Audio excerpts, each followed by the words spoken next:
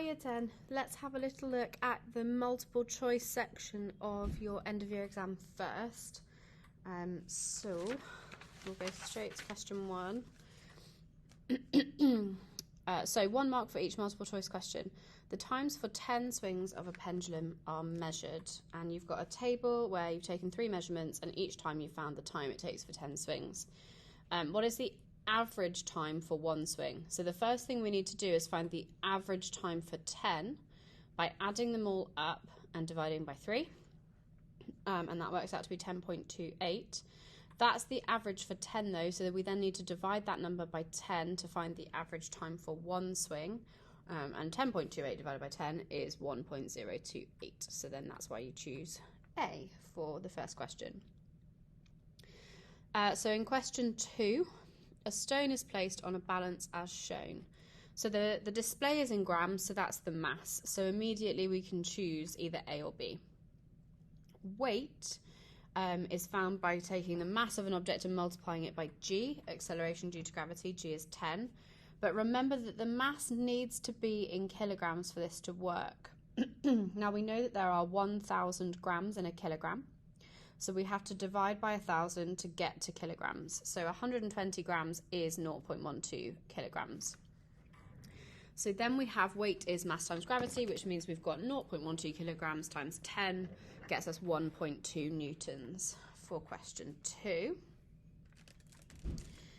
In question 3, you've got the dimensions of a block of metal, and it has a mass m. So you have the dimensions, you have the length, the width and the height, P, Q and R. And we know that to find the volume of a cuboid, we just have to multiply those together. So the volume is PQR. Density is mass divided by volume by definition. Rho is m over v. So the mass gets replaced with m because we are told that the mass is m, that's here. And then the volume gets replaced with P times Q times R, and then it's just choosing the correct one. So that gets us B. Excuse me. So in question 4, the diagrams represent the only 2 forces acting on an object. Which object could be moving to the right at constant speed? So, a couple of things. Constant speed implies that there is no acceleration. Okay, we know that F equals ma. If A is 0, then F has to be 0 as well. Okay, so we know that the resultant force has to be 0. We therefore need the resultant force to be 0 for it to be able to be moving at the right at constant speed. These ones act in opposite directions, so they cancel each other out. It's 1 minus 1 is 0. So immediately I know the answer is right, but we can also see why the others are wrong. These two are in the same direction, so they add up. This resultant is 2 to the right. This is 2 minus 1, is minus 1 to the left, and then here we've got 2 minus 1, 1 to the right. They all have resultant forces, which means that they will have an acceleration.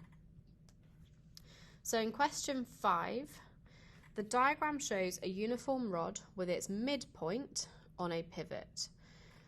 2 weights X and Y are hung from the rod, and you can see in the image that they're hung from the end. So you know that if the pivot is at the midpoint, then the distance to X is equal to the distance to Y. Okay?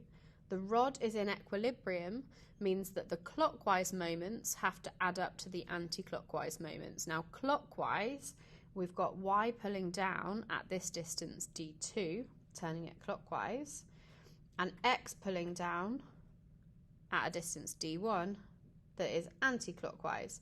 So we know that X D1 has to equal Y D2 for us to have equilibrium. Okay, we also know that D1 equals D2 because this is at the midpoint, so it must mean that X and Y have to have the same value.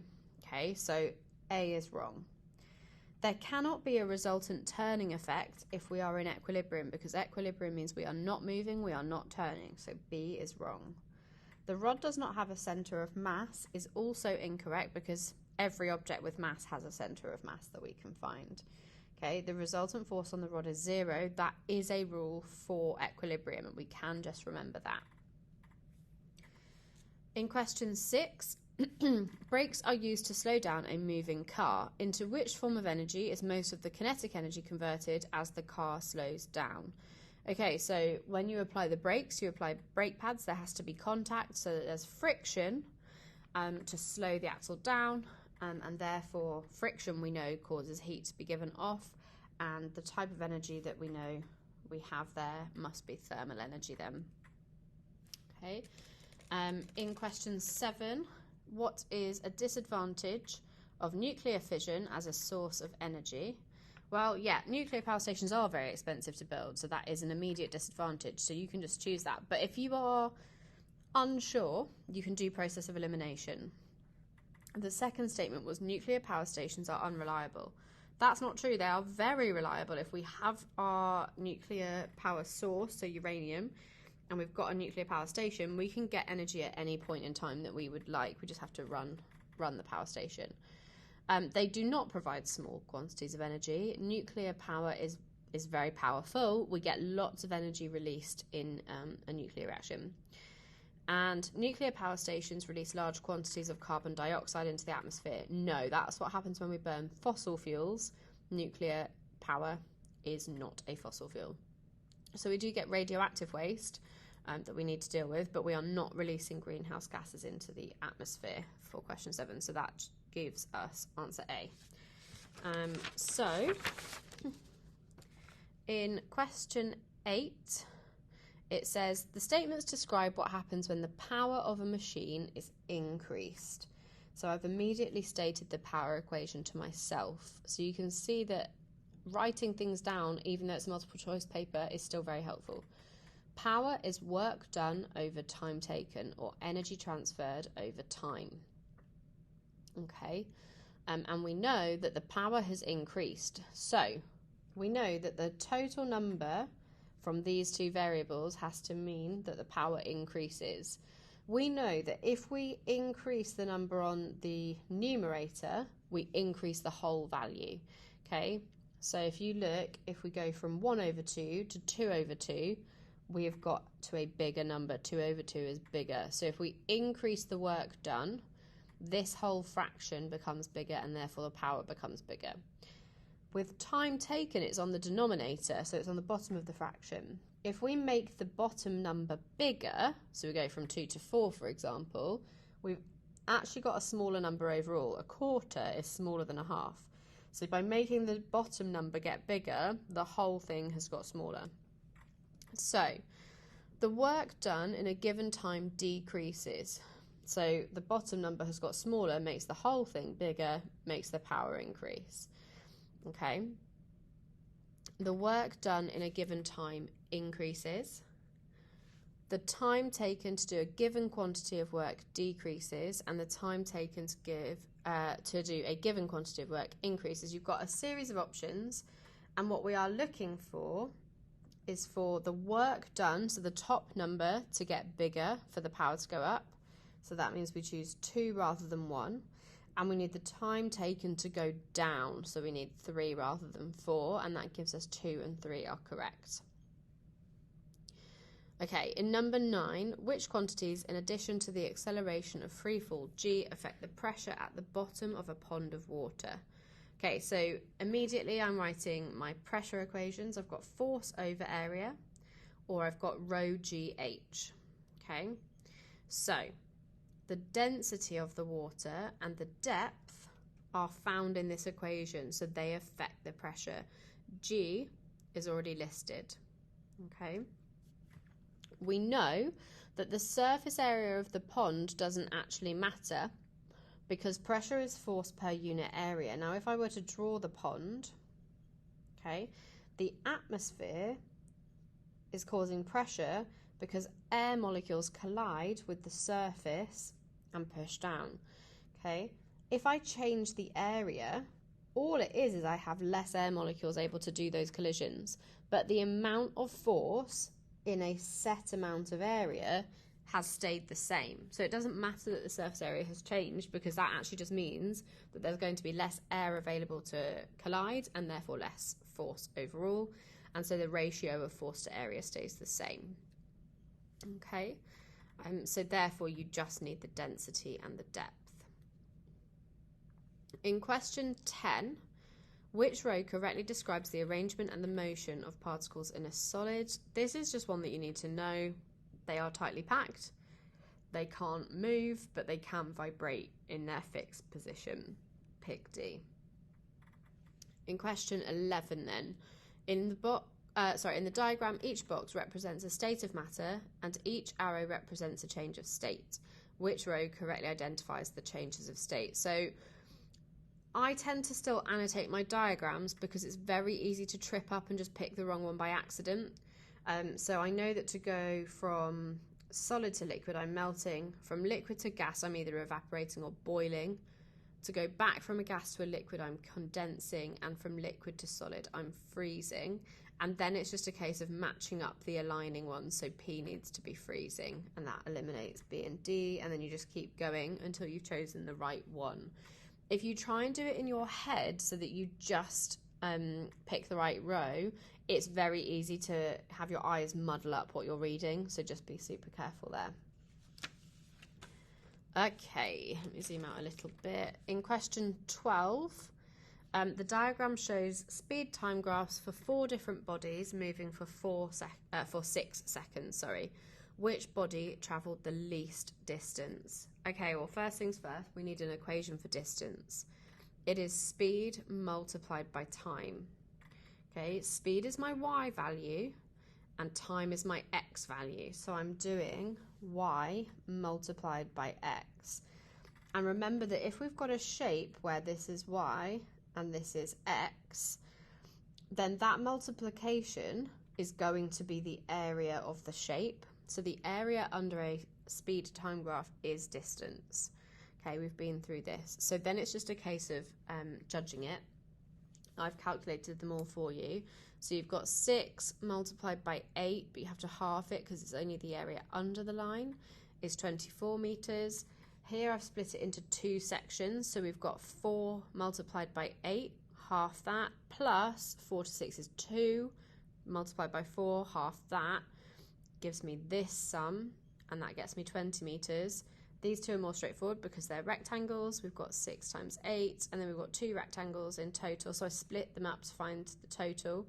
I've got 4 times 8, and then 2 times 4. And then it's just choose the least, and the answer is B. Okay, so we just needed to work out the areas there. In question 13, the diagram shows 4 pieces of lab apparatus. We've got a balance that is used to measure mass. A measuring cylinder is used to measure volume. A ruler obviously measures length, and a stopwatch measures time. Which pieces are used to find the density of a liquid? Density is mass over volume. Well, we can put the cylinder onto the balance to find the mass, and then we can find the additional volume that we've poured in. So we only need these 2. We do not need the ruler or the stopwatch. That should have been pretty straightforward for you. Okay, so in question 14, the diagram shows a meter rule MN on 2 supports P and Q. They're placed, 2 loads are placed on the rule. The rule rests steadily. So rest means not moving. Steadily means not moving. We are in equilibrium. Okay, by definition, by reading that bit there, we know this whole thing is in equilibrium, and therefore it's not moving. There can be no resultant force and no resultant moment. They have to be 0. Each of them have to be 0. Okay, and that just allows me to choose D straight away. In question 15, the diagram shows an object moving at constant speed in a circular path in the direction shown. A force keeps it in a circular path. Which direction does this force act in when the object is in the position shown? So we know by definition that in circular motion, the force always acts towards the centre of the circle. Okay, so it doesn't matter where you are. I could be here, it's still going to point inwards. I could be here, it's still going to point in towards the centre. Okay, so all you do is you take the point and then you go from that point to the centre of the circle, and that arrow is the correct one to choose. You just need to remember that. Okay, in question 16, let's see if I can get it all in. So we've got a trolley of mass 4 kilograms, this one here, moving at 4 meters per second to the right, collides with a trolley of mass 2 kilograms with a velocity of 2 meters per second in the same direction. After the collision, the velocity of this one is reduced to 3 meters per second. What is the velocity v of the 2 kilogram trolley after the collision? So, remember, during collisions, we conserve momentum. So the total momentum of the system before the collision equals the total momentum after the system. So we have the momentum of the first one plus the momentum of the second one to begin with. Okay, so that's before. And then afterwards, we have the momentum of the first one and we have the momentum of the second one. So this is P1 plus P2 before the collision equals P1 plus P2 after the collision. So before we had, remember, that momentum by definition, I've written up here as mass times velocity. Mass times velocity is 4 times 4 for this one, plus 2 times 2 for this one. Afterwards, mass times velocity is 3 times 4. And afterwards, we have 2 times v, but we don't know the value of v. Okay, but we know that the total before and after has to be the same number. So it's just a case of doing our mental maths. We get 20 is equal to 12 plus 2v. If I minus 12 from both sides of the equation, I'm left with 2v. And then I know that that must be equal to 20 minus 12. So that's how I get to 8 equals 2v.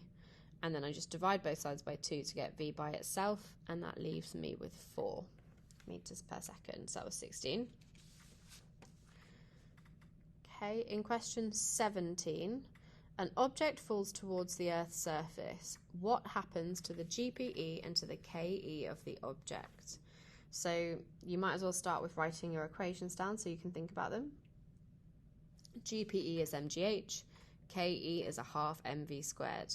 Okay, if the object falls towards Earth, then this height decreases. So therefore, GPE must decrease.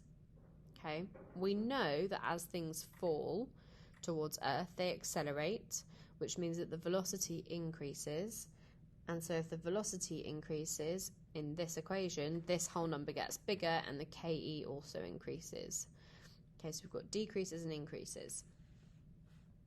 Okay, in question 18, a boy takes 0.6 seconds to lift a book of mass 0.6 kilograms from the top of a desk and place it on a shelf. The top of the desk is 0.8 meters above the floor and the shelf is 1.7 meters above the floor. And then we've got G as 10. What power does the boy develop? So power is energy transferred over time. We know that the book is gaining GPE because it's moving up. So the energy transferred in the power equation is the GPE. So I can replace the energy transferred with mg delta H. M is just the mass. G is just 10. Delta H is the height change. So it went from being at 0.8 to 1.7. That is a distance of 0.9 meters. So I've got 5.4 joules being gained, and it did that in a time of 0.6 seconds. So power is energy transferred over time. 5.4 over 0.6 gives me 9 watts. In question 19, a mass is lifted from rest on the ground to Y. So if it's at rest, it means that it didn't have any kinetic energy at the ground. There's no air resistance. P is the increase in GPE. Q is the kinetic energy at Y, which means it gained two things. It gained GPE and it gained KE. Which expression is equal to the mechanical work done? So that is the energy transferred. Well, it had to be transferred both of these because it didn't have either of these at the start. So we just add them together to find the total amount that we must have gained. In question 20, the diagram shows a tank containing seawater, and you've got a diagram. The density of the water is 1020 kilograms per meters cubed. What is the pressure at point P relative to atmospheric pressure? Another way we can write this sentence. Okay, what is the pressure at point P relative to atmospheric pressure? means how much extra pressure is there because of the water depth. So in addition to having pressure from the atmosphere, how much do I have extra because of the water depth? Okay, so we're finding the change in the pressure, okay, which is rho GH. Rho is the density of the liquid, is 1020. G is just 10. And then H is the depth of the water at point P. So we know that to the bottom of the container is 8 meters. We know that P is 0.6 meters above there. Okay, so that's 0.6 meters. So the depth to that point is 8 minus 0.6. Okay, is the 7.4. So when I do that sum, I get this on my calculator. Now this isn't one of the possible answers, but what has happened is they've basically just said, what is this value to two significant figures? And that is 75,000. So this is the closest one measured to 2SF, and that's the one that you need to choose. In question 21, wet clothes are hanging outside to dry. What are the best conditions for clothes to dry most quickly? We need the quickest rate of evaporation. This is one that you just needed to remember.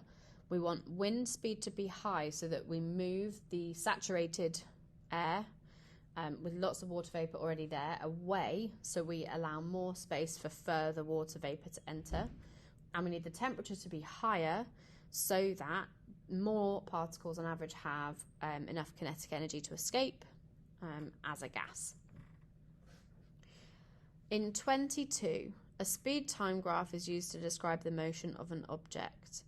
Which quantities are calculated from the gradient of the graph and from the area under the graph? So, speed time graph. The gradient is change in y over change in x, which means change in speed divided by change in time. I know that by definition that is an acceleration, so the gradient is the acceleration. And I know that distance is speed multiplied by time. Okay, so I'm finding the area by doing that. Okay, so distance is the area under the graph. That's one you just really need to remember. In question 23, on the moon, all objects fall with the same acceleration. We know that acceleration is force per unit mass. Which statement explains why on the moon the acceleration is the same for all objects? Okay, well, on the moon we know that there is no air. Okay, so the resultant force is the weight of the object, always. That's the only force acting on an object on the moon, is its weight. Okay, we know that weight is mass multiplied by gravity. So I can replace the F with m times g. And now what I have is an m on the top and the bottom of my equation, and they cancel each other out, which means that all I'm left with is g, which is just 10, it's a number. Okay, so because the weight of the object is directly proportional to its mass, because I have a mass factor here, I can cancel them both. That allows me to see that g is constant, and therefore that is the acceleration. Okay, in 24, a measuring cylinder contains 30 centimetres cubed of a liquid. Some more is added until it reaches 50. So hopefully you can see that that is an increase of 20 centimetres cubed. The reading on the balance increases by 30 grams, which means that the 20 centimetres cubed caused 30 grams to be added. Density is mass per unit volume. It was 30 grams per 20 centimetres cubed of water being added, gives me 1.5. In question 25, on the diagram shown, what is the magnitude of the resultant force of the two vectors? So, these two vectors are tail to tail, so you would do the parallelogram rule if you were asked to sketch this out in a paper 4 type question. So you can see I've drawn my construction lines. This is parallel to this one at the end here. This one is parallel to this one, and then I go from my beginning to where my two construction lines end. But hopefully you can see that that leaves me with a right angle triangle. And then I can just use Pythagoras because I've basically got A, B, and C. And we know that in Pythagoras, we have a squared plus b squared equals c squared. And that's going to allow me to find the right value. Sorry, it's gone very blurry all of a sudden. Okay, so I know that 8 squared plus 6 squared must equal my resultant squared. And then it's just a case of substituting that in. So you can see 64 plus 36 is 100, and then square root that to get r gives me 10. In question 26, 3 situations are listed. 1, an object has a resultant force acting on it. 2, a moving object experiences an impulse. 3, an object is decelerating. In which situations is the momentum of the object changing? So, remember that if the momentum is changing, either the velocity changes or the mass changes. Has to, because that's the definition of momentum, mass times velocity. If we have a resultant force, F, which equals ma, if we have an F, we have to have an A. We have acceleration. If we have acceleration, the velocity changes. If the velocity changes, the momentum changes. So for number 1, that is correct. A moving object experiences an impulse. The word impulse literally means change in momentum, so I can just tick that. An object decelerating, again, I've got acceleration. The velocity changes. Doesn't matter whether it's up or down. It changes, so the momentum also changes. So 1, 2, and 3. Okay, in question 27, I stopped being careful. I didn't read the question carefully, and I just saw something at a point P and then being released and moving. No, it says it's hanging from a spring. So I originally drew a pendulum by accident, and then I added a spring later. Okay, it starts at P, it lowers to a point Q, and then it comes backwards and forwards. So the spring has to be being stretched out and then coming back and stretched out. So, which energies alternately increase and decrease throughout the oscillations? Well, clearly, the height at which the mass is at changes, so the GPE changes. We know that it has to slow down to a stop at the turning point before it comes back up. Okay, it can't miraculously just change direction at the same speed here. It's slowing down and speeding up. So the kinetic energy is also changing. And then the elastic energy is to do with how stretched the spring is. And because the spring's stretch is changing, so it's stretching out towards the bottom and then coming back in, we know that the elastic potential energy is also changing. And so all 3 need to be picked. Okay. In 28, a car has 620 kilojoules. Don't forget the little k, that means 620,000 joules of KE. The car brakes and stops in a distance of 91 metres. What is the average braking force on the car? So, we know we have an energy, a work done. We know we have a distance, and it's asking for force. Okay, so we've got a W, we've got a D, and we've got an F. And if we note that down, it might help us remember which equation is helpful. W is F times D. Rearrange that. Force is work done divided by distance. The work done here is converting the kinetic energy to thermal energy in the brakes. So the energy transferred is the original kinetic energy, because if it comes to a stop, it means it's lost all of the kinetic energy. So it transferred all of that number. And then the distance is there. So we take the 620,000 of kinetic energy, we divide it by 91, which is the distance, and that gets us this number here. But again, they've done a significant figures question, and to 2 significant figures, that is 6,800 newtons. So you choose C. In 29, we're almost there. The diagram shows a deep reservoir formed by a dam. On what does the pressure depend? Well, P equals rho G H. The density of the liquid is constant. G is just 10. So these are constant. These are not changing. So the only thing that can change is the depth. Okay, and so therefore P is proportional to the depth. And you choose A. Last but not least, question 30.